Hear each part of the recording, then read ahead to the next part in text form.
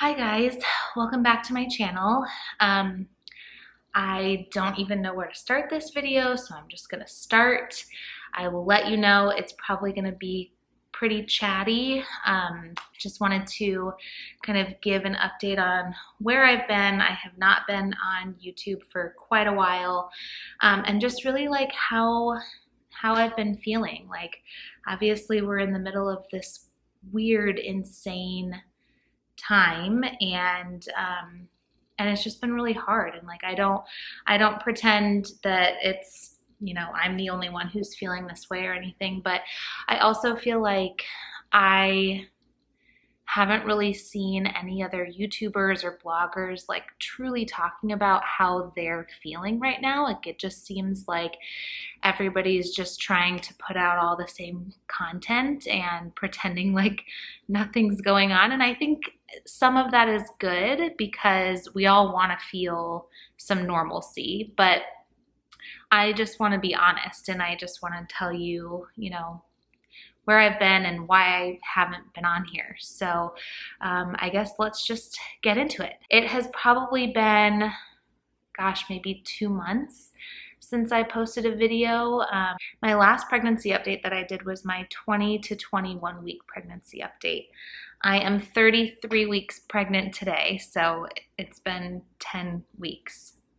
11 weeks, 12 weeks, something like that. So it's been a really long time since I've been on here. And to be honest, I just have had like absolutely no motivation and no drive to do it. Like, without thinking of any better word for it, it's just been really depressing. Like, on top of it just being depressing, having to be home all day, every day, and figure out, what the next 5 minutes are going to bring for a toddler who can't stay focused on anything for more than 5 minutes.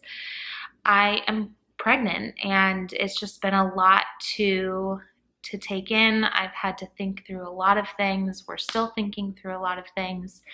So yeah, it's just been really, really hard, and quite frankly, like, really depressing. I find myself, typically I film my videos while Charlotte, my 2-year-old, is napping during the day. I don't feel super comfortable having her in my videos because I just feel like that's not my decision to make for her if she wants to be like on the internet. So you'll see her every once in a while, but that's typically why she's not like a focal point in my videos. So because of that, I typically wait until she's asleep, and then I do my filming of whatever content I want to do. But I've been finding myself every single day during quarantine, by the time she gets to nap time, I am just so spent with every like ounce of my body that I can't do anything. Like, I take a nap, or I sit on the couch and scroll through my phone, or read a book. Like, I just can't find the motivation to do anything. It's been difficult to find the motivation to clean the house. It's been difficult to find the motivation to do my hair and my makeup, get dressed. Like, it's just really rough emotionally. I think the hardest part of this quarantine for everyone is it's not like, oh, we don't get to go to a restaurant anymore. It's just like the emotional part of feeling trapped. Like, I truly feel trapped every day. Like, I keep telling Dan, all I want to do is go to Target and roam the aisles. Just leisurely, casually roam the aisles of Target like I used to, but I can't do that. I'm also taking extra precautions because I'm pregnant. So a lot of things that people are doing, like going to the grocery store, stuff like that, I'm not doing that. Dan's doing everything. He's doing all of our grocery shopping, unless I'm getting like curbside pickup from Target or something. I'm not really leaving the house. Charlotte's not going anywhere. So yeah, I haven't stepped foot inside any building other than our home in 2.5 months. So I don't want this to sound like I'm complaining or anything like that, because I know that we're all feeling all of these things together. Like, this is not I'm not the only one feeling this. Everybody's feeling this way. It's hard for everyone for lots of different reasons. Like, it's hard for people who have young kids because young kids are notorious for needing a lot of stimulation. And so I'm finding myself like I ran out of ideas on crafts like 6 weeks ago, probably more than that. So that's tough. It's tough for people who have older kids who are in school because now all of a sudden these parents are teachers, and a lot of them are also working full time, or at least trying to do both while they have their kids at home. It's hard for people who are not parents and who are alone, probably the hardest for them because they don't really get to see anyone.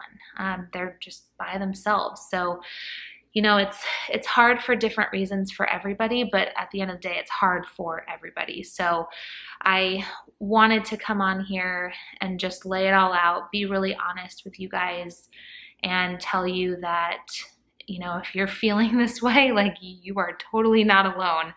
And I give props to all of the, YouTubers who are still putting out 3 videos a week and doing routine videos and doing projects around the house and I don't know, all this crazy stuff, because like that's just not me. I'm not really feeling good. So that's a little bit overall about how I've been feeling.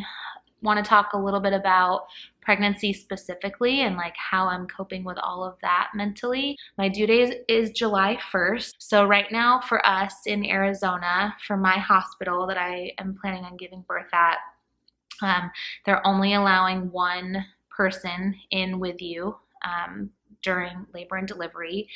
When that person comes with you, once they step foot in the hospital, they can't leave. So like as an example, my husband and I go in for labor. I have the baby.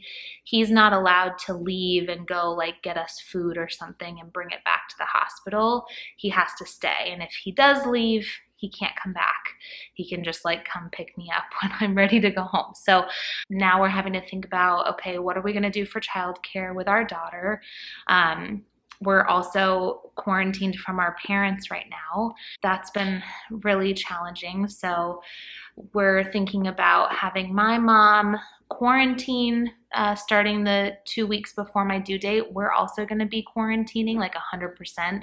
We're basically just going to assume that we're positive with COVID and treat those 2 weeks like we would treat a true quarantine if we were actually positive with the virus. So we're going to be fully quarantining. That means not going anywhere to get groceries, only getting things delivered, not being around literally anyone, like not our neighbors, no one. And then we're going to have my mom do the same thing. Hopefully she agrees to that and can do that. That's obviously a huge ask of anyone else. So hopefully if she can do that, then we can have her come stay with Charlotte once I go into labor. And then Dan can come with me to the hospital when it's time to do that. But, it's been really scary kind of thinking about all of the prospects that come along with having a baby during this time. Like I, for the first time, have been starting to think about like, should we hire a midwife instead and just plan on giving birth at home? Because I guess I'll back up. So the other thing that's probably the scariest giving birth during all of this stuff, and I'm going to try not to get emotional, but I can tell I'm like already getting the tears, is that when I go in to the hospital, when I'm in labor, they're going to check both me and my husband for COVID. If my husband is positive for COVID, then he has to leave. He can't be there with me, and has to quarantine himself from our family for 2 weeks with me having a new baby. So I would have to do all of that laboring and delivering by myself. And if I test positive when I go in, as soon as I have our baby, they'll take her away from me and quarantine me from her for 2 weeks. So they would basically put her in the care of my husband. I would have to be quarantined from her, my husband, and my 2-year-old for 2 weeks. I would still be able to like pump breast milk, but I would have to like give that to the doctors to feed her with a bottle. So that's really terrifying. So I'm taking all of these things really seriously, and I'm just being like extra precautious, which I think is good, but I told all of our parents live here locally, like near us. My mom lives 30 minutes away. Dan's mom lives 30 minutes away. His dad and stepmom live probably like 15 minutes away. So they were all here to help us when Charlotte was born. But this time around, we've been very upfront with them and said, like, hey, if you want to meet your new granddaughter when she's born, you're going to have to fully quarantine for the 2 weeks leading up to when you want to meet her. And if you can't, because obviously that's a huge, huge thing to ask of someone, you'll have to wait to meet her until she's at least 3 months old. My thought is by the time she's 3 months old, she'll have some of her immune system built up. She'll have some vaccines, so it'll be a little bit easier for us. But that's been really hard. Like our family has taken it really hard, and we've faced a little bit of criticism on that end, just like, oh, you're being a little bit too intense. But like for me, I'm just so not willing to risk it and, not spend the first 2 weeks of my new daughter's life with her. I'm not willing to be quarantined from my 2-year-old. Like I don't want to be in that situation. So, we're taking it a day at a time. I still have 7 weeks before my due date, and she'll probably come after my due date. So we've got some time. I know a lot of things can change over the course of 7 weeks or 8 weeks or however long it's going to be. So I'm trying not to get ahead of myself too much, but obviously that's really hard knowing that I've got this really big thing of giving birth, looming over us and coming really quickly. So yeah, it's been on top of everything else, obviously. I'm sure you can imagine. And if you're pregnant right now, you can absolutely imagine, like, on top of everything else to be stressed about right now, giving birth during this time is just like next level. So yeah, that's where my head is at. We'll play it by ear as days go on as to whether or not we are going to change our mind about, staying with my OB or possibly getting a midwife and just laboring and delivering at home. I told my husband last night, like, if it comes down to the hospitals, like, won't even allow one support person in because it's just too scary for them, then I'm not going to go to a hospital. I'm not going to do this alone. I don't even understand, like, how other women in other states have done it alone with no support person. So if you have, like, please leave your story below and let me know how it went. But I can't even imagine going through labor by yourself. Like, I literally can't imagine it. Like, I won't allow myself to imagine it because it's too scary. So I know every state is different right now, but in Arizona, our stay-at-home order is finishing up on the 15th, which is this coming weekend, and things have already started to reopen. So our governor allowed salons and barbershops to reopen on Friday last week.